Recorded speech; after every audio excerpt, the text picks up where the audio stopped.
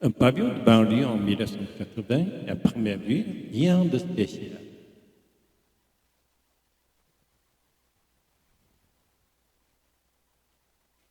Mais regardez bien l'homme au bras croisé qu'on voit sur cette photo et qui pourrait être un ouvrier de Renault ou d'Alstom.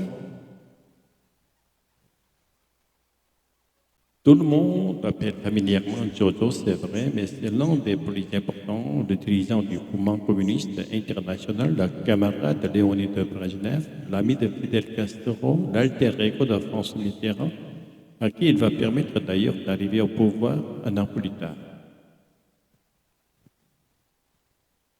Communiste, vous avez été communiste, comme c'est bizarre.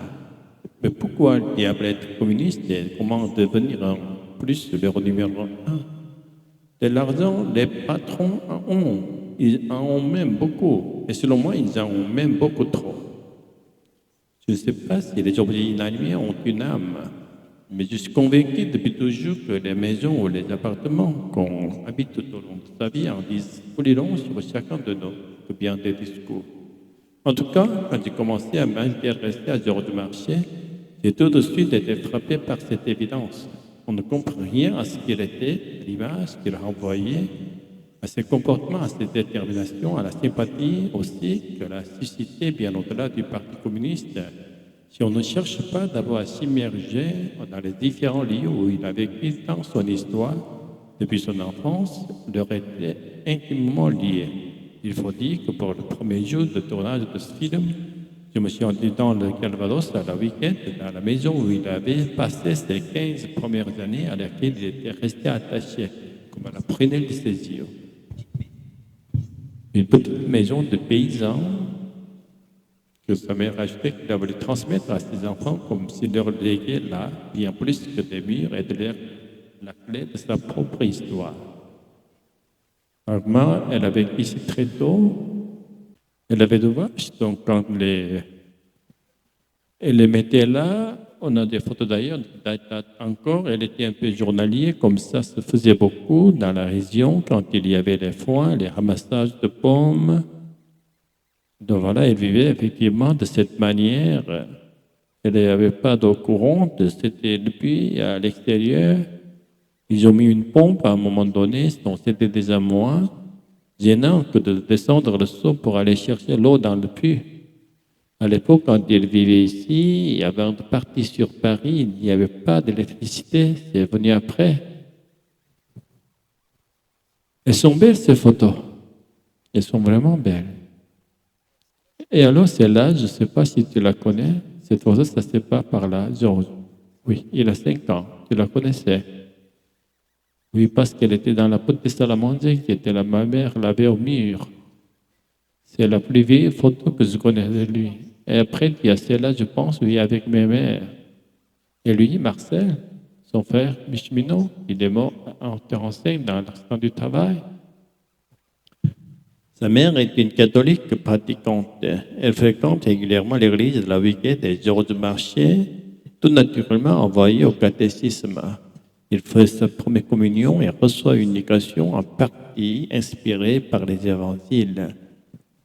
On était là avec mes mères, n'importe quand c'était Pâques, quand c'était la Pentecôte, et il y a eu une époque, là, tous les dimanches, elle venait à la messe. Oui, il y a eu une période où elle était bien catholique quand même, la grand-mère. Elle était enfant de cœur, papa, ici dans cette église-là, oui. Il faisait des bêtises avec ses copains. Mais baptisé sûrement, oui.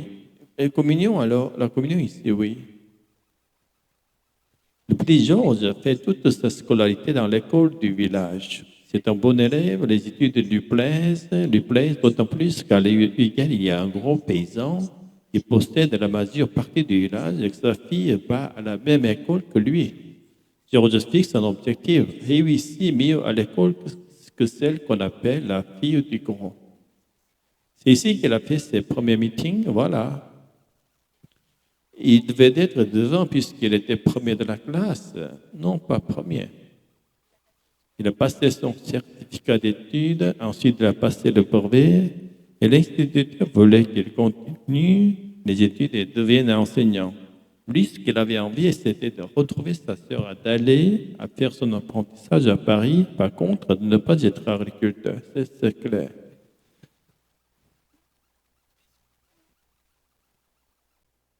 Et puis, dans le même temps, c'est aussi le début de l'industrie. Oui, je pense une famille, on est dans un schéma, je pense, pour la région assez classique. Il avait à la fois ce frère qui était cheminot d'ailleurs, qui était membre du parti, son autre frère qui était coiffeur.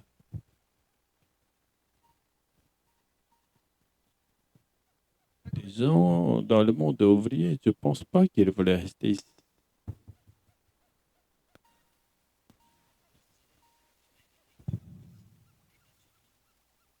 Et bien, celui qui a eu la plus grande influence sur le petit Georges, celui-ci ne s'intéresse pas plus aux affaires du monde que ses parents. Et dans sa famille, il choisit comme modèle Émile, son beau-frère. Au lieu d'être instituteur comme le souhaitait sa mère, il en est sûr, il deviendra comme lui ouvrier. Il a perdu son père à l'âge de 10 ans. Il a une sorte de modèle de substitution. C'est un bon beau-frère, sa sœur aînée, mariée avec un ouvrier métallo, qui travaille dans l'aéronautique. Et le petit Jojo, comme on l'appelle, est fasciné par son beau-frère et veut marcher sur ses traces. Il le prend comme modèle à 15-16 ans. Il quitte sa Normandie natale pour s'installer à Paris chez sa sœur. Et il galère, il fait des petits boulots de commis de coursier. Le Front populaire lui passe complètement. Et d'ailleurs, il n'y fera jamais allusion. Embauché rue du Chemin Vert, il découvre le monde du travail des années 30. Il trime 6 jours par semaine, 9 heures par jour. Et comme les autres jeunes, il doit parfois venir le dimanche matin. Quand il rentre chez lui en métro, il n'ose pas regarder les filles tellement il se sent sale. Sans regret, il perd ce premier emploi et se vient en locustier aux établissements Hirsch, devient délinquant au 44 avril des Champs-Élysées. Il y reste 7 mois, traverse l'avenue et trouve cette fois un poste chez un commissionnaire, puis un autre encore un peu plus tard, chez un assuré conseiller de la rue de Rome. Plus de 12 ans après être arrivé à Paris, Georges Marchais réalise enfin son rêve. Il entre dans une société de construction aéronautique. Il est affecté en tant que mécanicien à l'atelier de montage des moteurs. Il a 18 ans et travaille enfin là où l'a porté son désir. Mais arrive malheureusement la guerre. Il n'a pas le temps de savourer plus longtemps sa jeunesse. Il était ballotté comme des millions de Français pendant la guerre. Et ce qui caractérise sa trajectoire personnelle, c'est que pendant la guerre, il a été buté en Allemagne. Il faut savoir, c'est qu'il travaillait dans un atelier qui était sous l'autorité des Allemands en 1940, où il a retrouvé du travail après le débâcle. Et en quelque sorte, il a été muté fin 1942 en Allemagne. Des années plus tard, ce n'était pas en Allemagne qui fera scandale. Oui, c'est Charles Trion, l'ancien chef des FDP, des francs-tireurs partisans, Auguste Stucker, qui a été aussi un résistant émérité, son heure qui attache de marcher sur son passé au membre de la direction. Ça fait monter au tout début des années 70. Il est rattrapé par ces années douloureuses pour lui, mais tout ça, c'est des règlements de compte aussi distincts du parti, qui est ensuite instrumentalisé, bien sûr, par les adversaires du Parti communiste. Il a très mal vécu les attaques contre son honneur, pas le fait qu'il allait travailler pendant une courte période en Allemagne. C'est en fait, il a été réquisitionné parce qu'il travaillait dans une entreprise stratégique, mais là où il a été blessé profondément, c'est quand certains médias ont instillé l'idée qu'il aurait fait le voyage volontairement, qu'il s'était engagé volontairement pour travailler. Là, il est issu d'une famille qui est totalement apolitique, dont Georges Marchais n'a pas de conscience politique, et ça, c'est important de le rappeler parce que quand ses adversaires acquiseront de participer volontairement à l'effort de guerre en Allemagne, moi, je ne crois pas du tout. Je pense que c'est surtout un jeune homme qui était un peu perdu, comme beaucoup de Français. Il pensait surtout à essayer de s'en sortir, à nourrir sa famille. Pour revenir en France, quelques mois après avoir été réquisitionné en Allemagne, Georges Marchais profite d'une lettre qu'il reçoit lui annonçant la mort de sa nièce Ginette. Ma mère et ma tante ont envoyé une lettre à mon père en disant: «Notre petite Ginette est morte et donne-moi qui suis né en 41.»